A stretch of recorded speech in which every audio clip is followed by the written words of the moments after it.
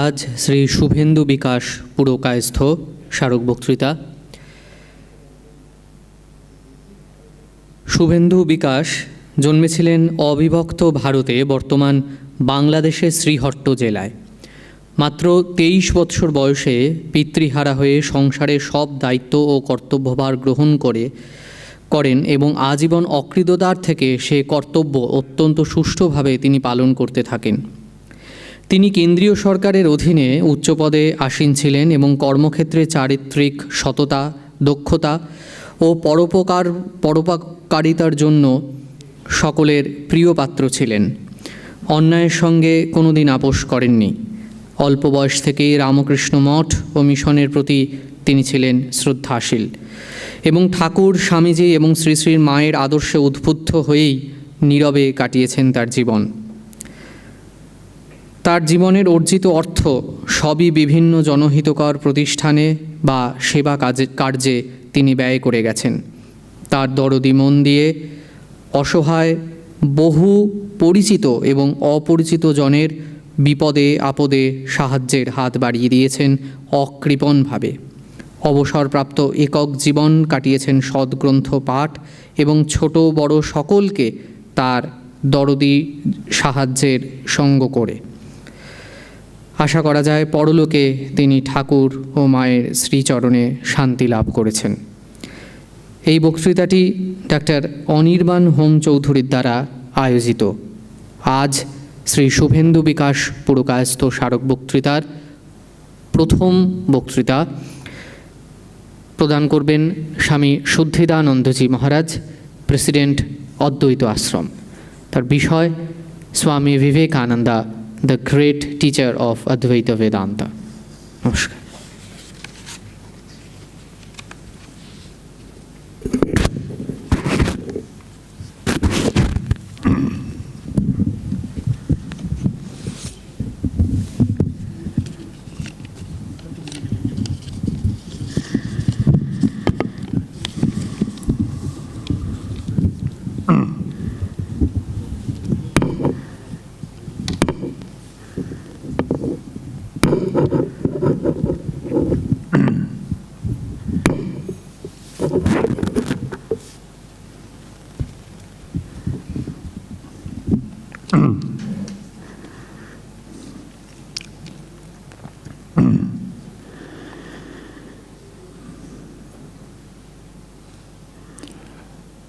Paratmanamekam jagadbijamadyam niriham nirakaram onkaravedyam yato jayate palyate yena vishvam tamisham bhaje liyate yatra vishvam. Namah Shri Yatirajaya Vivekananda Suraye Satchit Sukhasvarupaya Swami Netapaharine. Hari Om Tat Sat. Hari Om Tat Sat. Hari Om Tat Sat.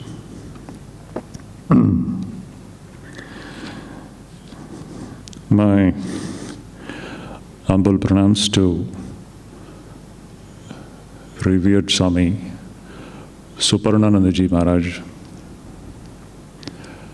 and my loving regards to all of you, dear devotees. Today I have been asked to speak on the subject of Swami Vivekananda, the great teacher of Advaita Vedanta. So before we get into the subject of Swami Vivekananda as the great teacher of Advaita Vedanta, I would like to spend some time on the very subject of what this Advaita Vedanta is. And then we shall turn back to the subject of Vivekananda as the great Advaita Acharya of our modern times.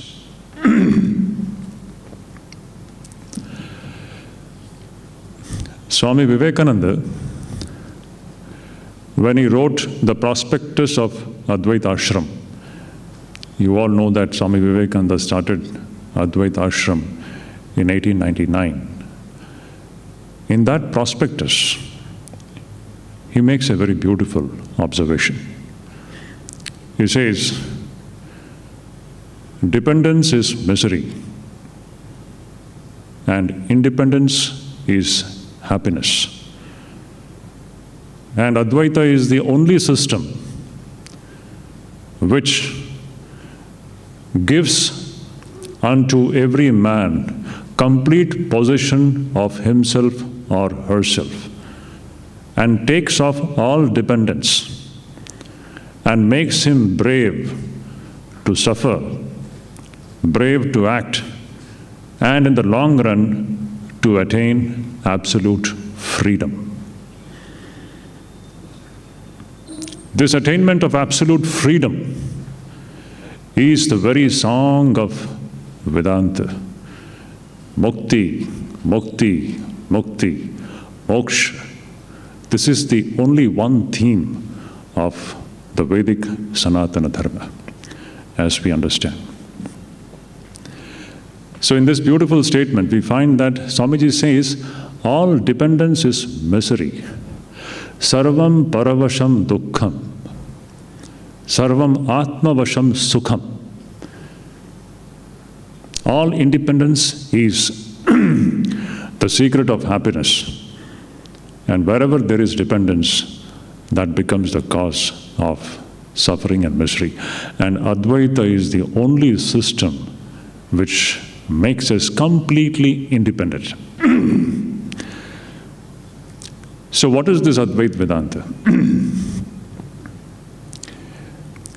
If we just look into the whole gamut of Vedic scriptures, Sanatana Dharma, and if you just squeeze it, if you take the very essence of the Vedic scriptures and its teachings, it has got all kinds of teachings pertaining to the most grossest level to the highest flights of abstraction, spiritual abstraction, various experiences.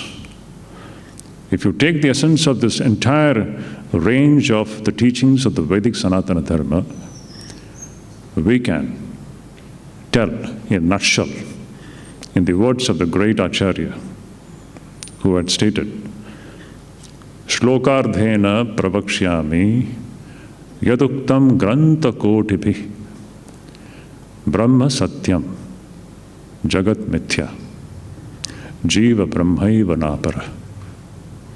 A beautiful statement. Sri Shankaracharya says, Shlokardhena pravakshyami. I shall tell you in brief. Yaduktam granta kotibhi, which has been stated in all our scriptures. And what is that? Brahma Satyam. Brahman is Satyam. And the world, the Jagat, as we understand it, in itself, it is Mithya. And what is the actual position? This Jiva, you and I and all of us, our real status is what? We are nothing but Brahman. Jiva Brahmaiva na apara. Jagat Brahmaiva na apara. This world which we are seeing, in ignorance we call that it is world. But actually, when the knowledge dawns, it is nothing but Brahman. So what we are seeing is nothing but Brahman. Of course, this comes once the knowledge of this reality dawns. So in this beautiful statement, you have two things to understand here. What is Satyam and what is Mithya? Now, what is the definition of Satyam? In our scriptures, it is said that Satyam means truth.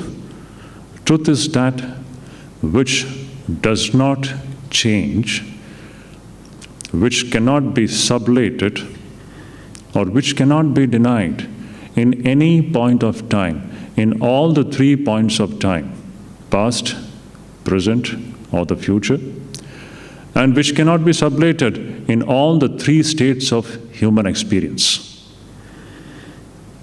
Trikala Badhita. What is Trikala Badhita? Which cannot be, whose badha, sublation, is impossible. No one can do it. That is the one thing which is existing always. Now, if you just ask one question, in our day-to-day experience, do we come across anything which is of this category? Has any one of us ever experienced anything which does not change, which does not get negated, which does not get denied or cancelled, which does not get sublated? We haven't experienced anything like that. What we are experiencing is pratikshanam anyatha swabhava. Every moment, everything that we are experiencing, it is subject to change and destruction. We don't experience anything unchanging. We are experiencing only change. A flow, a stream of change, a stream of flux. This is what we understand in our experience. So truth is that unchanging dimension of existence which cannot be sublated, which cannot be denied, which cannot be cancelled, which cannot be negated by anyone in any point of time and in any state of human experience. In that case, what is this world of what we are experiencing, which we term to be mithya? What do we mean by mithya? Does it mean that this is unreal? No, mithya doesn't mean this is unreal. We can't say it is unreal because we are experiencing it. How do we say that it is unreal? It is not unreal. And because if it is not unreal, does it become real? It neither is real. It is not real, and yet it is not unreal also. It is a mixture of truth and falsity. Satya and Anrita. It's a mixture of these two things which we refer to as mithya. It is an experience of something which doesn't exist absolutely, and yet there is a relative existence to it. It cannot be denied. At the same time, it doesn't become absolutely true. This in-between existence, the play of light and darkness, it exists, and yet it doesn't absolutely exist. This is the status of all the experiences which we usually have in all the 3 states of waking, dream, and sleep. So this is what is referred to as mithya. Swami Vivekananda gives a beautiful example to understand this. We need to understand this. Once again, I remind all of you. Swami Vivekananda says, this is the only system which gives complete possession of one's own self, which makes every man, every woman completely independent, brave to face the ups and downs of life. When we understand this great truth, the unchanging dimension of the human personality, to understand this equation between Brahman and Jagat, to understand the relation between Satya and Mithya, from Swami Vivekananda's life, let us take one example. Once when Swamiji was walking in Rajputana, we all know after Sri Ramakrishna passed away in 1886, Swamiji went all over Bharat. And during his peregrination all over this country, he reaches the Rajputana state, the present Rajasthan. There he is walking in the desert. And you know Rajputana, Rajasthan, the desert, scorching heat, no water, and the man suffers from intense thirst. Swamiji was intensely thirsty. He was walking in midday sun, perhaps. Swamiji is giving his own experience in one of his talks in the West. In America, he refers to his own experience in one of his talks on Jnana Yoga. So when he was walking in the desert, and he was intensely thirsty, he suddenly noticed that there was a lake far away from the place where he was walking. And naturally, in this situation, what will be the response of a person who is thirsty? The natural response will be, let me go and quench my thirst. So Swamiji began to walk towards that lake, which he was seeing, which he was experiencing, which in his mind there was not the slightest doubt about its existence. Swamiji says,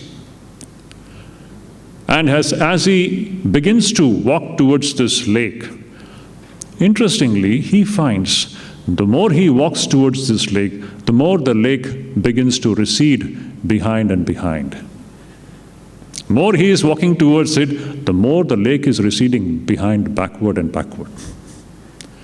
Then suddenly it struck Swami Vivekananda, and the knowledge dawned in his mind.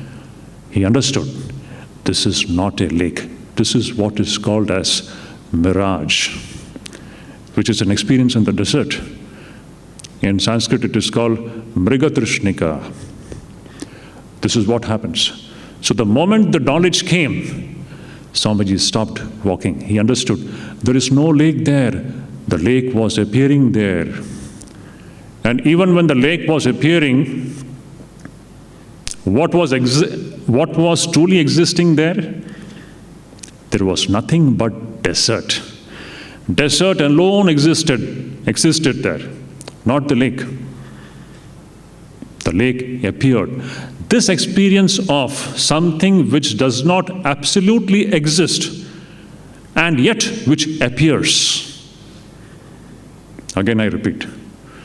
The experience of something which doesn't absolutely exist and yet which appears is what is referred to as the Mithya dimension of existence. What actually exists is desert and desert alone. Even when Swamiji was seeing the water, what was existing, it was nothing but desert. Now Swamiji comes to our own experience in that lecture. He says, similarly, what we are referring to as world, Jagat, Jagat, Jagat, Jagat, Jiva and Jagat. Even when we are experiencing it, Swamiji says, it is nothing but Brahman. We are not understanding it. There is only Brahman. There is nothing apart from Brahman. Brahma Jiva Brahmaiva na para. Jagata Brahmaiva na para. The Jagat is nothing but Brahman alone, nothing else. There is only one non-dual reality. There are no two. That is the point. The entire crux of the Vedic Sanatana Dharma is there is no two. There is only one reality which is appearing in the form of this extremely complex and diversified existence which we are experiencing. So this is the conclusion and in Sri Shankaracharya's all his great teachings and commentaries we find another beautiful example he would give. Many of you who are the students of Vedanta, you might have come across that. A very similar example, illustration which he gives. The illustration of a rope and snake. Many people, they make joke of it. rope and snake illustration, but actually speaking, it is the situation we all are experiencing every day. There is a rope there somewhere. In the darkness, it appears to be like a snake. We take it to be a snake. The moment we think that it is snake, we are gripped with fear, and all kinds of negative reactions come. But when you shed the light on that, you see that it is not snake, it is rope.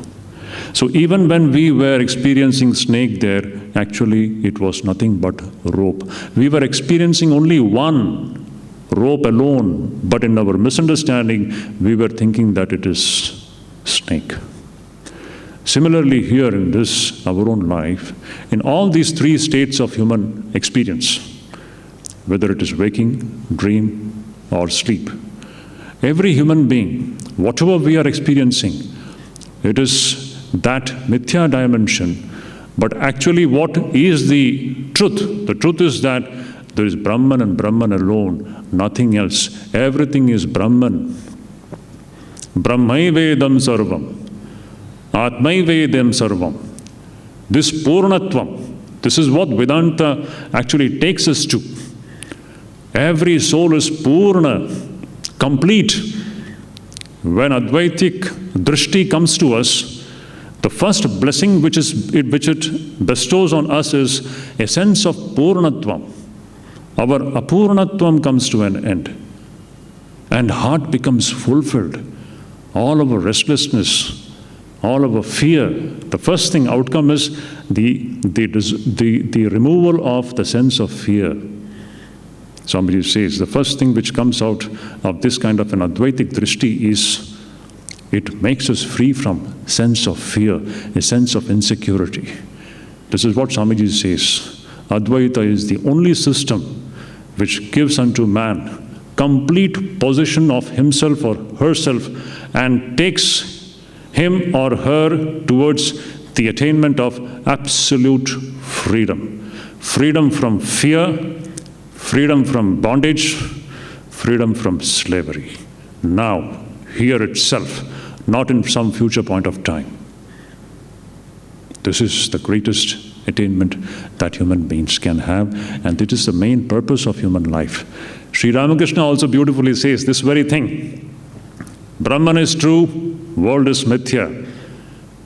In every other page of Gospel of Sri Ramakrishna, you will find Bhagavan hi ek matra vastu.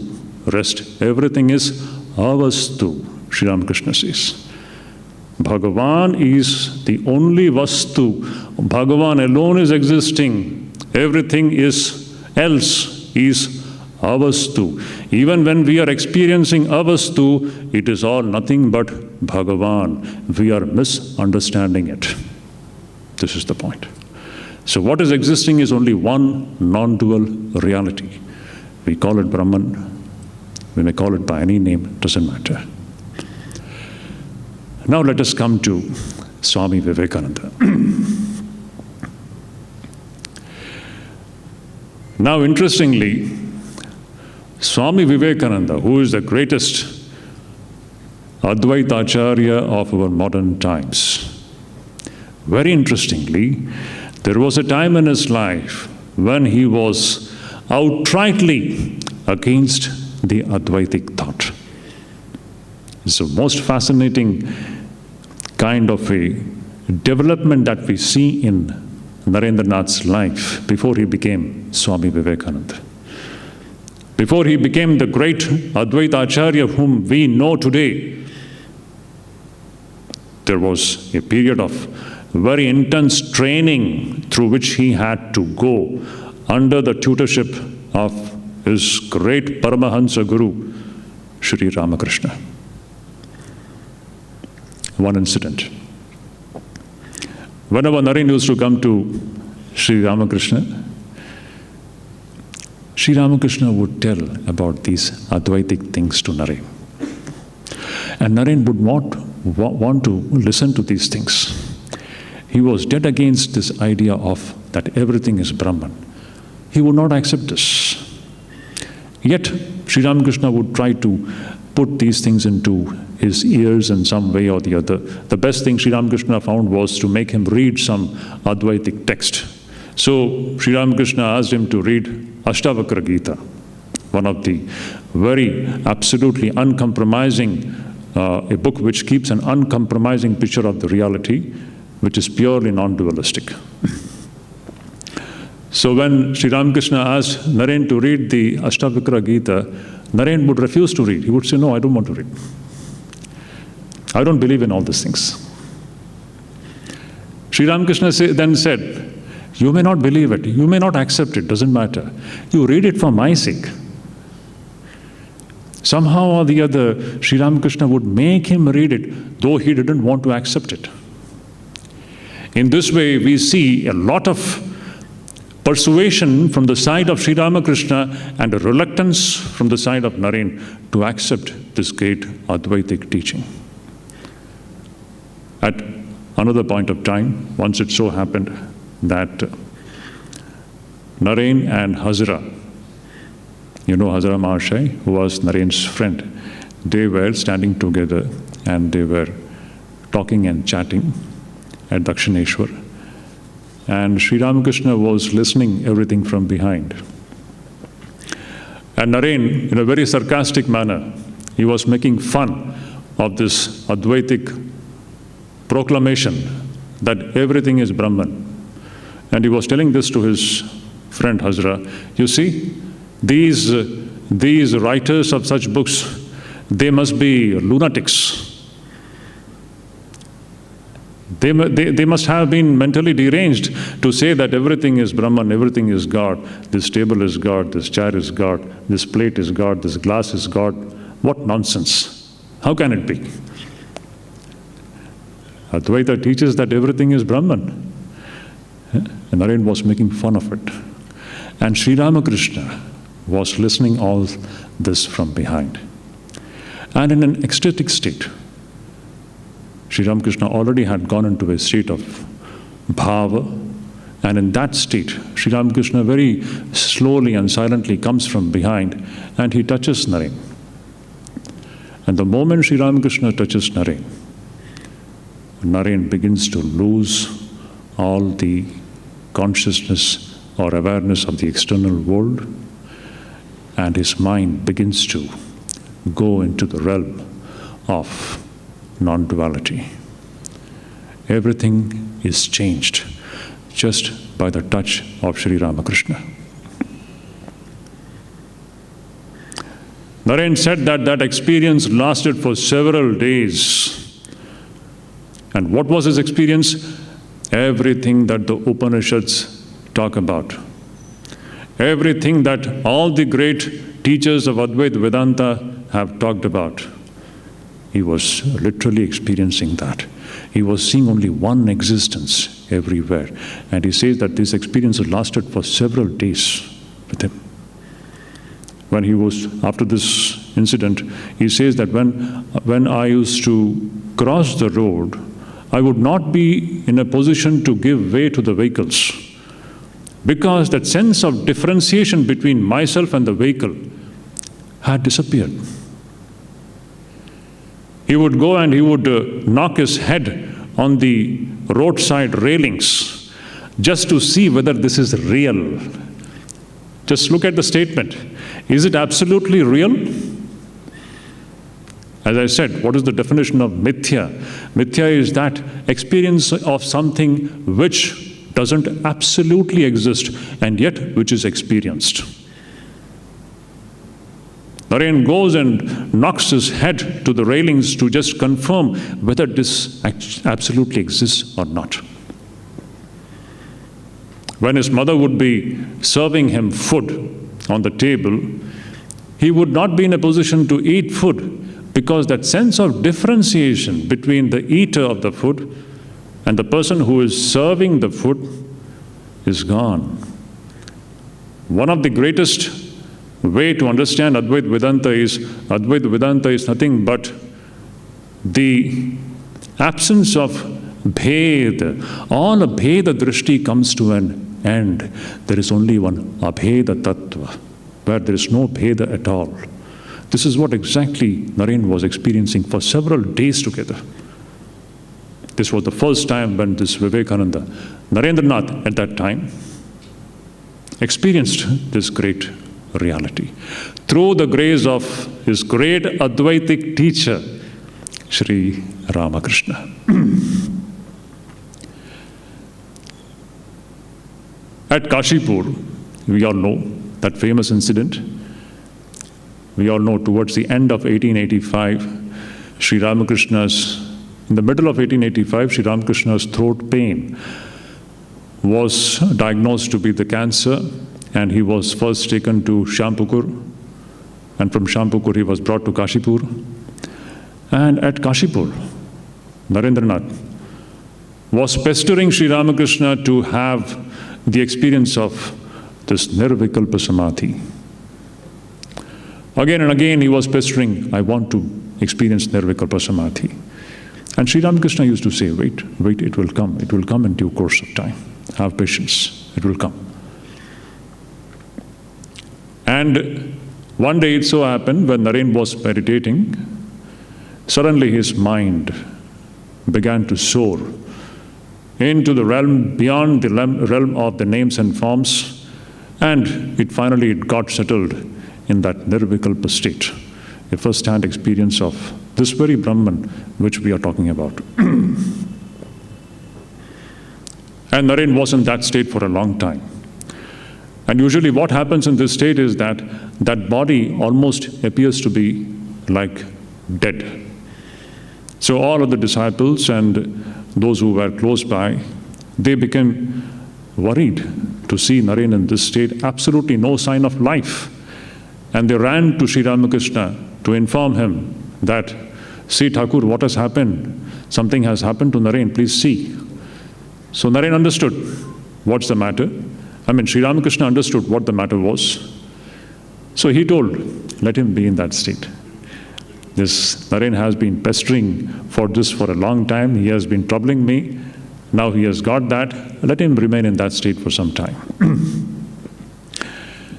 After Naren came down from that state of experience, what was Naren's request to Sri Ramakrishna? That's very interesting, and a great lesson to learn from that.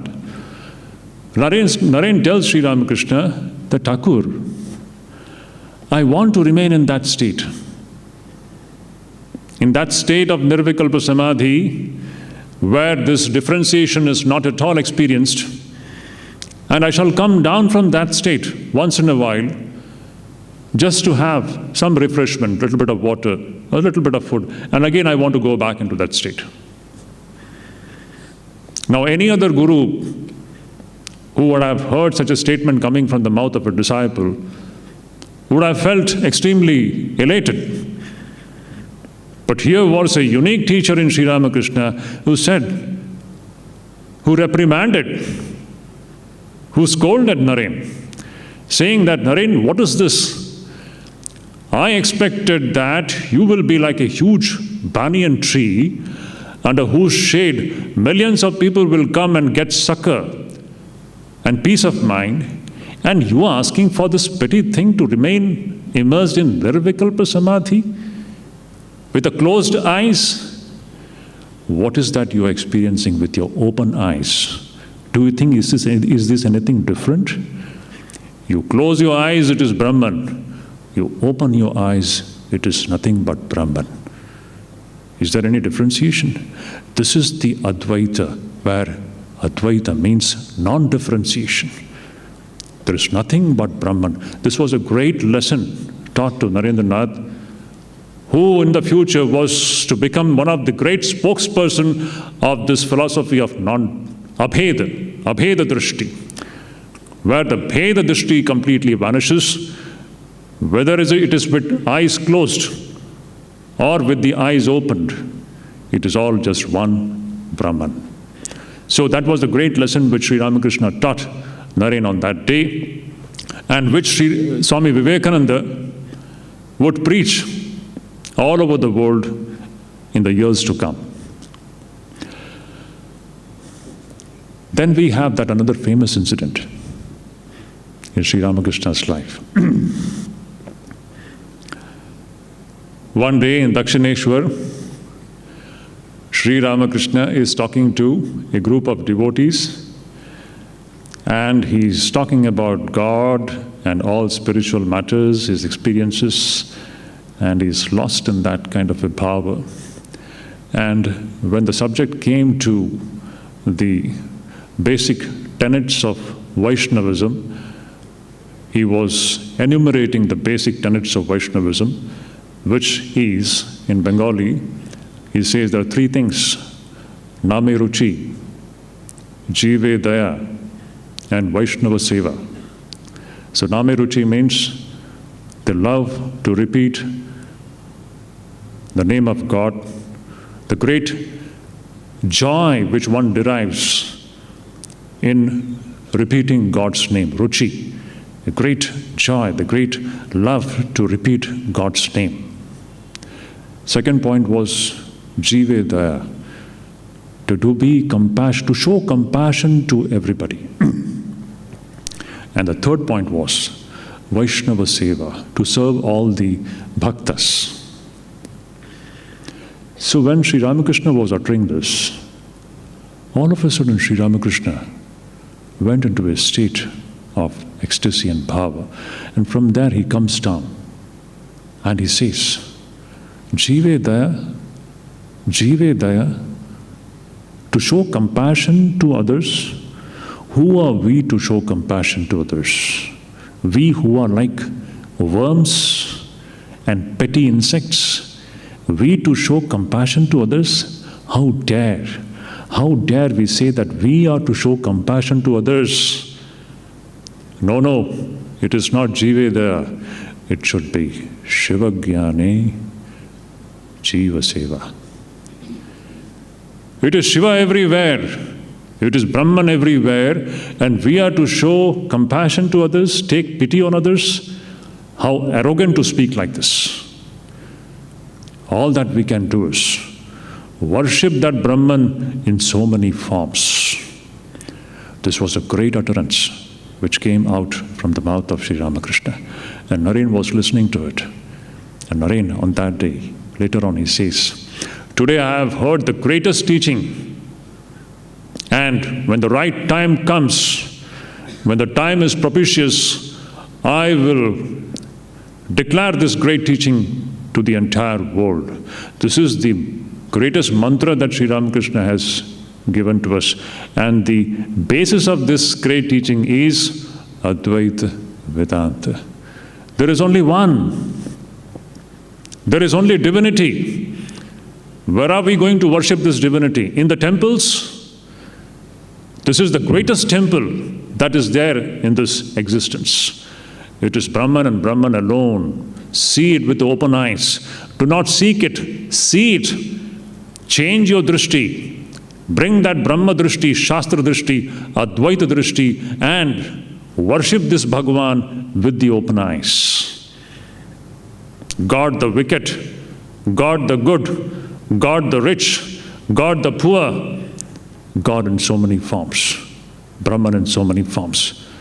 This is the acme of spiritual experience, or what every human being can aspire for.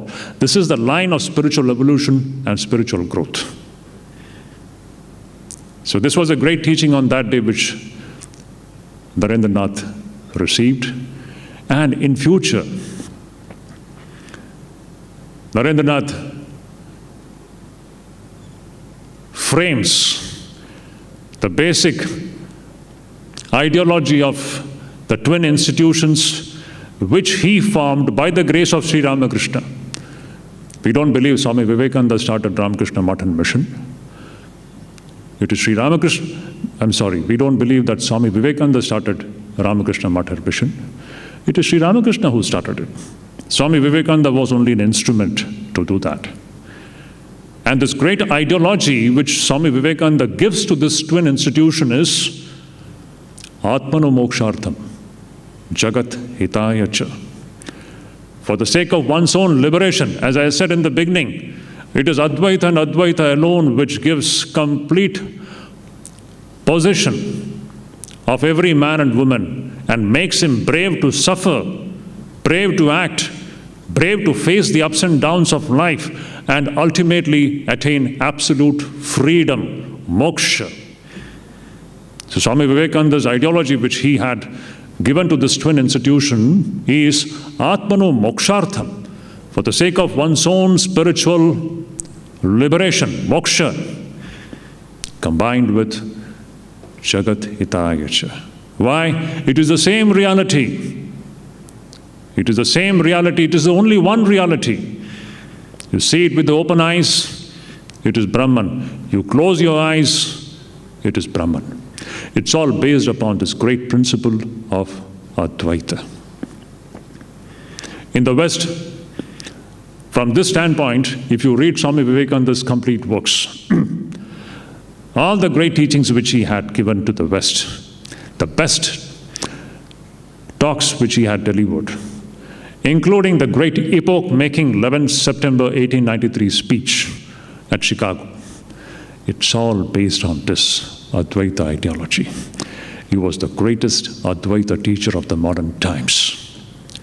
And today, if the world can be saved, today if the humanity can be saved, today if the human race can be saved from moving towards destruction, it is this ideology of Advaita and Advaita alone, and nothing else.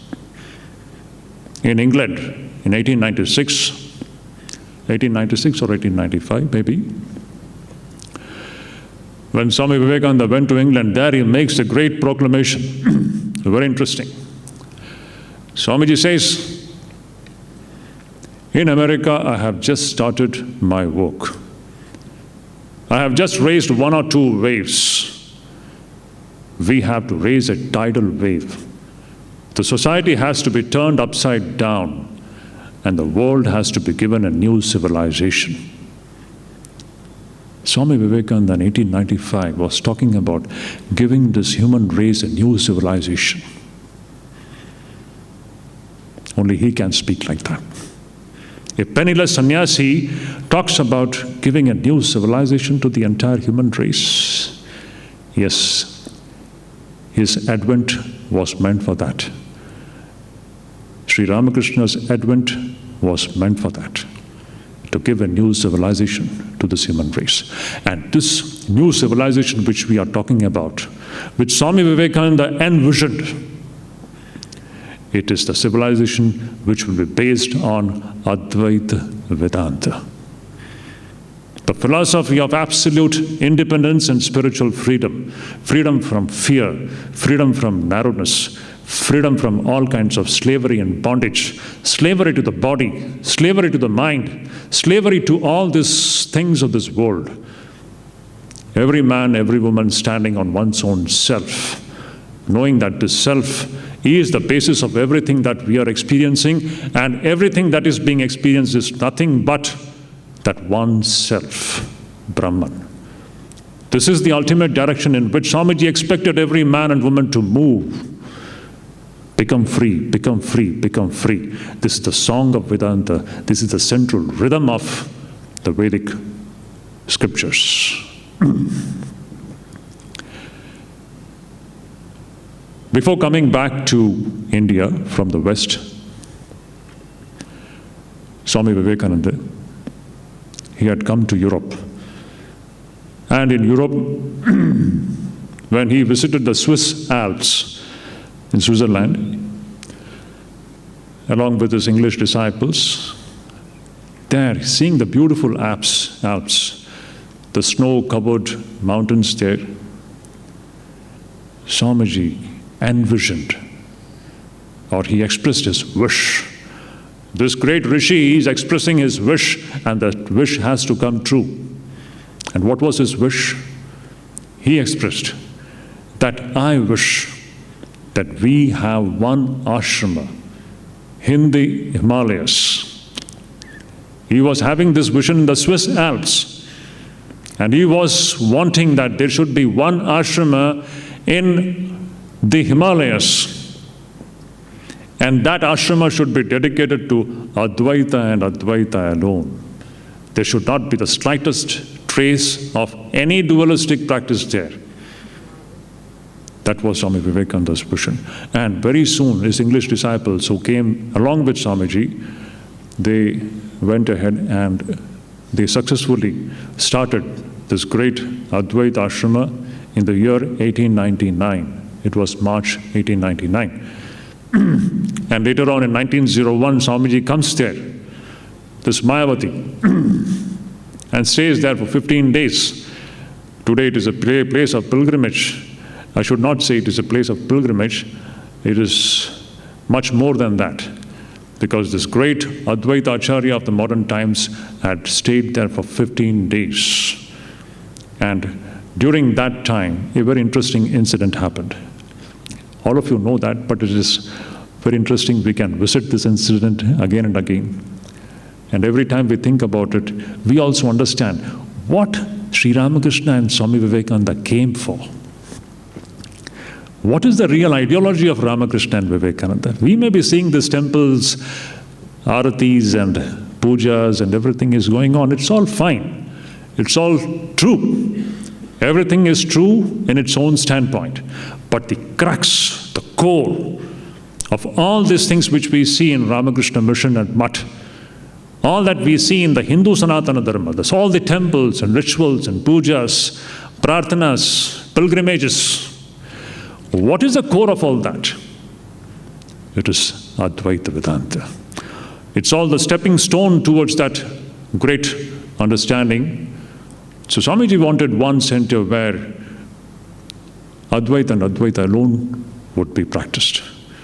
And at that time, when he was staying there for 15 days, it so happened that one day, Swamiji came across one sadhu who had made a small shrine there in Mayavati. He had placed the picture of Sri Ramakrishna there, and he was offering flowers and incense sticks and all those things which we usually do. Seeing this, Vivekananda became extremely displeased. He expressed his displeasure openly, saying that this is not the place to do this. Swami Vivekananda had mentioned his whole idea about Advaita Ashrama in the prospectus, that this ashram is dedicated to Advaita and Advaita alone and nothing else. And it so happened that that shrine was not withdrawn. That sadhu, just see, now sadhu thought, okay, let me ask Shri Shri Ma, Sharda Devi. He thought that Sharda Devi would support him. Why, how can Sharda Devi say anything against the worship of Sri Ramakrishna? So with that kind of an expectation, the sannyasi wrote to Sharda Devi, saying that such a thing has happened and Naren is wanting that this shrine should be removed. And what was the reply that came from Sri Sharda Devi? About whom no words can speak enough. It's very difficult to put Sri Sharda Devi in the ambit of few words. Sharda Devi wrote beautifully, what Naren is doing is the right thing. Secondly, Sri Ramakrishna is Advaita, and we are all Sri Ramakrishna's disciples. And you are all Advaitins. Once and for all time, this debate about what Sri Ramakrishna's core ideology is was put to rest. The basic ideology of Ramakrishna Mutt and Ramakrishna Mission is Advaita. And in that, Swami Vivekananda was the unique teacher of the modern times who started an ashrama exclusively dedicated to the practice of Advaita Vedanta. Interestingly, even the great Sri Shankaracharya, whenever the topic of Advaita Vedanta comes, there stands Sri Shankaracharya like a Himalaya. Even this great Sri Shankaracharya didn't establish a monastery which was exclusively dedicated to Advaita Vedanta. All the monasteries and mathas which Sri Shankaracharya had established, in all those mathas we find the worship of Ma Sharada, Sharadamba, Divine Mother, worship goes on.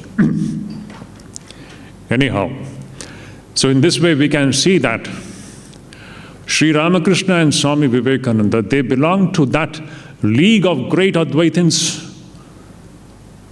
which we have in our great tradition, going back to the source of the Upanishads, coming down to Bhagavad Gita, coming down to, you may say, the Shukadeva, the great Gaudapadacharya, the great Govindapadacharya, Sri Shankaracharya, and in our modern times, we have Sri Ramakrishna and Swami Vivekananda.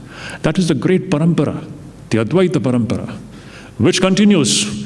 And it is this Advaita and Advaita alone which, actually speaking, as I said before, it can help the human race become free from all the ailments which it suffers from. The ailments of fanaticism, dogmatism, the chronic disease of hatred and violence, which the entire human race is suffering from. Why? Because of the absence of the knowledge of the one reality, in which there is no bheda, which is the very one thing which makes this entire human family a one family, this human race into one family. So that is why, once again, I go back to that point from where I had started. Swami Vivekananda writes in his prospectus, all dependence is misery, independence is happiness. Sarvam paravasham dukkham. Paravasham is dukkham and sarvam atmavasham is sukham. When we are atmavash, when we are independent, then only we will understand what happiness is. And it is this Advaita and Advaita alone is one system which gives unto man complete possession of himself or herself, and makes him or her brave to suffer, brave to act, brave to face the ups and downs of life, and ultimately walk towards the great experience of absolute freedom. This Advaita and Advaita alone can do this. And Vivekananda was the greatest, is the greatest Advaita Acharya of the modern times, and he was trained to become like this by the great Guru, Paramahamsa, Sri Ramakrishna. Thank you so much.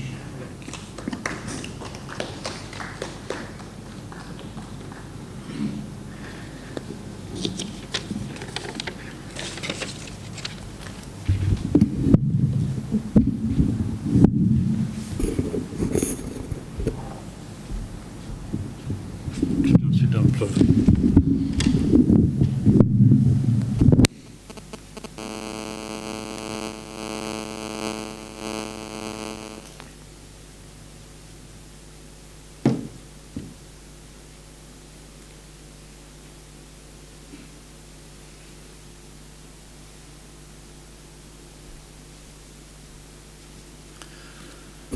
Om Jananing Sharadang Deving Ramakrishnan Jagatgurum Vadapadmitayo Sritva Pranamami Muhurmuhu.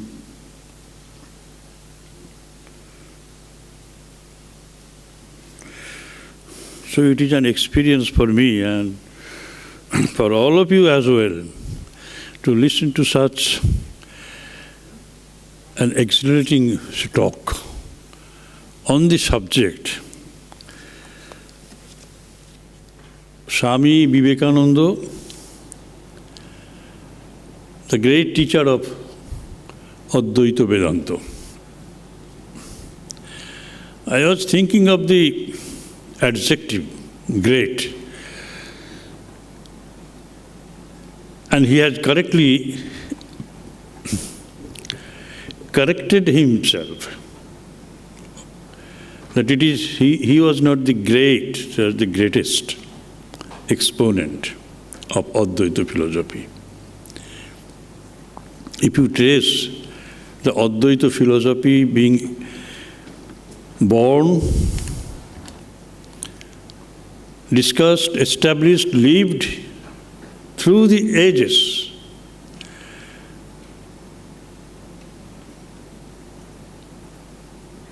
and at last reached a very dismal state in 1800 or in 19th century in India, in Bengal. And from that state, that moribund state of Advaita philosophy, which was dying almost, Swamiji revived. And the Advaita that we get is not the Advaita that Shankaracharya preached. He got the Advaita philosophy idea